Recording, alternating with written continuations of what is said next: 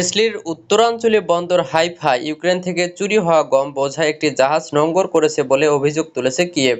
এই ইস্যুতে সোমবার ইউক্রেনের নিযুক্ত ইসলির রাষ্ট্রদূতকে তলব করেছে কিয়েভ।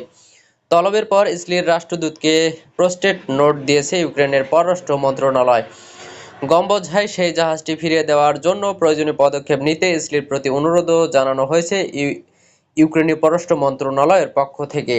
পাশাপাশি হুঁশিয়ারি দিয়ে ইউক্রেনের পররাষ্ট্রমন্ত্রী আন্দ্রি সাইবিয়া বলেছেন, ইসলি যদি জাহাজটি পণ্য খালাস করে কিংবা সেটিকে বন্দর অবস্থানের অনুমতি দেয় তাহলে ইসলির সঙ্গে ইউক্রেনের বন্ধুত্বপূর্ণ সম্পর্ক ক্ষতিগ্রস্ত হবে। গতকাল সামাজিক যোগাযোগ মাধ্যমে পোস্ট করা এক বার্তায় সাইবিয়াহ দাবি করেছেন, ইউক্রেনকে চাপে রাখতে রাশিয়া দেশটির গম চুরি করে বাইরে বিক্রি করছে এবং এক্ষেত্রে রাশিয়াকে সহযোগিতা করছে ইসলি। এক্স বার্তায় সাইবিয়া বলেছেন, ইউক্রেন এবং ইসলির বন্ধুত্বপূর্ণ সম্পর্ক যেমন উভয় দেশের জন্য লাভজনক হতে পারে, তেমনি ইউক্রেনের শস্য নিয়ে রাশিয়ার চোরাই বাণিজ্যে সহযোগিতা করা হলে তা ক্ষুণ্ণ হতে পারে।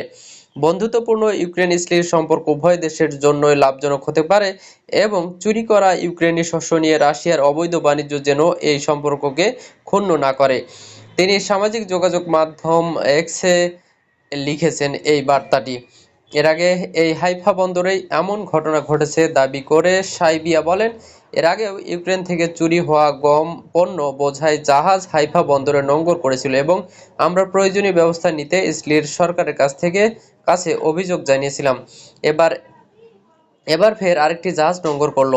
ইউক্রেনের বৈধ অনুরোধ রক্ষায় ইসলির যথাযথ পদক্ষেপ গ্রহণ না করার কি কারণ থাকতে পারে তা বোঝা আমাদের জন্য সত্যি কঠিন। এদিকে আন্দ্রি সাইবিয়া এক্স এই বার্তায় পোস্ট করার কিছু সময় পর উল্টো বার্তা পোস্ট করেন ইসলির পররাষ্ট্রমন্ত্রী গিদিয়ন সার। সেখানে তিনি বলেছেন, যে অভিযোগ উত্থাপন করেছেন ইউক্রেনের পররাষ্ট্রমন্ত্রী তার সত্যতা প্রমাণের জন্য প্রয়োজনীয় তথ্য প্রদানে ব্যর্থ হয়েছেন তিনি।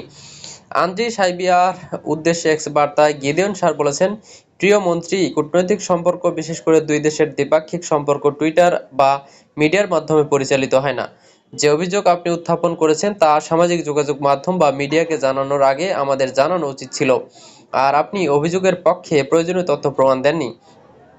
তারপরও ইসলির সরকার ব্যাপারটি খতিয়ে দেখবে। সংশ্লিষ্ট কর্তৃপক্ষকে এ ব্যাপারে নির্দেশ দেওয়া হয়েছে। ইউক্রেনের পররাষ্ট্র মন্ত্রণালয়ের একটি সূত্র জানিয়েছে, কয়েকদিন আগে হাইফা বন্দরে এভিনস্কো নামের একটি গম বোঝাই জাহাজ নোঙর করেছে। জাহাজে যে গম রয়েছে সেগুলো রাশিয়ার দখলকৃত ইউক্রেনীয় অঞ্চলের বলে দাবি করেছে মন্ত্রণালয়ের সূত্র আনাদুলু এজেন্সি।